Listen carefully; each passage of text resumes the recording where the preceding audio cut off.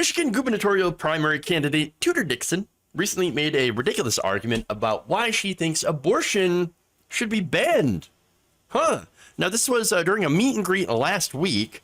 She said that, you know what, we shouldn't have abortion because child predators, they love abortion, and they're going to use it to hide their crimes.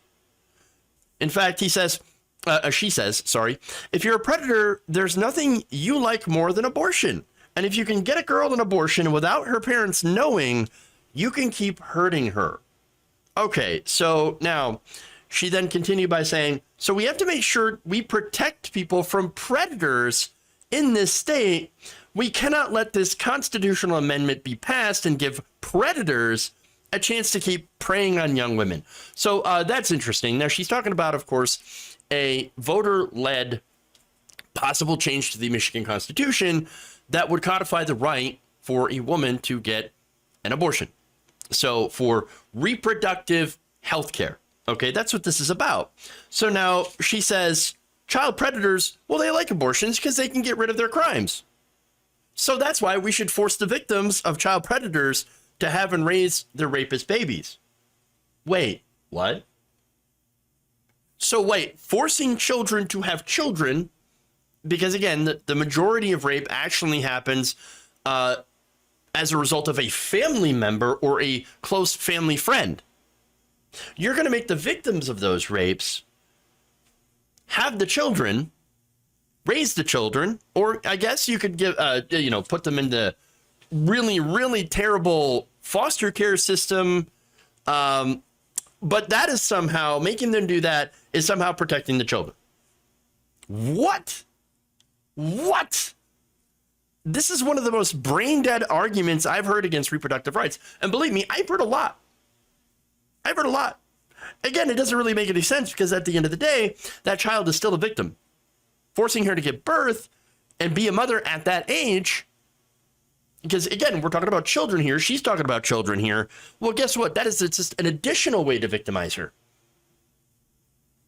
Besides, we do have ways of stopping child predators without actually having to punish victims, because that's what banning abortions does. Okay, that punishes the victims and also creates a bond between abuser and the victim in the form of a child. In many states, unfortunately, in this country, a rapist can sue for parental rights. Now, there are laws in some states that say, well, if they're convicted of rape, then they'll lose their rights. But unfortunately, according to the nonprofit advocacy group called the Rape, Abuse, and Incest National Network, less than 1% of rapes end in a conviction. So, Now, there are states that don't require a criminal conviction in order to prevent the rapist from asserting parental rights. However, in order to do that, you've got to go through a court process, where, again, a woman is victimized by having to go through the justice system. And so that's on top of taking care of a child. But see, here's the thing. Tudor Dixon is quite wealthy. She has a net worth of about $1 million. And so it goes to show that she wouldn't need to go through any of those things, that if she actually needed an abortion, she could get on her private jet, fly somewhere else to go to a place where they do abortions. And I want you to understand one thing about these people. They never live by their own rules. Those laws, they're not for them. They're for you. Abortion bans are for you, not for her. Not for Tudor Dixon. That's why she doesn't actually give a damn about the impact of the laws that she supports that are incredibly draconian. She wants to ban abortion except in the cases of the life of the mother. And even then, that is, again, something that is not going to affect her. But also, it's a weird sleight of hand. And a lot of people don't talk about this enough, because save the life of the mother is kind of a subjective metric, and it's kind of vague and it's kind of murky. So that has led to doctors, for example, in states that have already banned abortion, where those bans have gone into place, to deny abortions to women during medical emergencies for fear that they may break some of these laws and end up being put in prison. And of course, the result is that women die. They die. And so I don't think these people are pro-life at all. I think for them, of course, it's about control, not just control over your life. Yes, that's a major component of it, but also there's a bigger plan here, and that's to control our political system. Why? How? Well, by making sure that there are more white babies who would then, in their minds, hypothetically, because again, a lot of what they believe is projection. So they think, well, I'm a white Christian. Of course, I'm going to vote, for Republicans, right?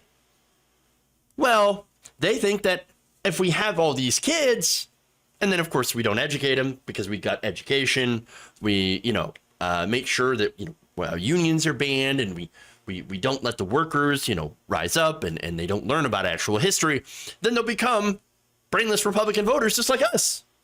Or for the politicians, those are the stupid people that keep us in power. So there's that.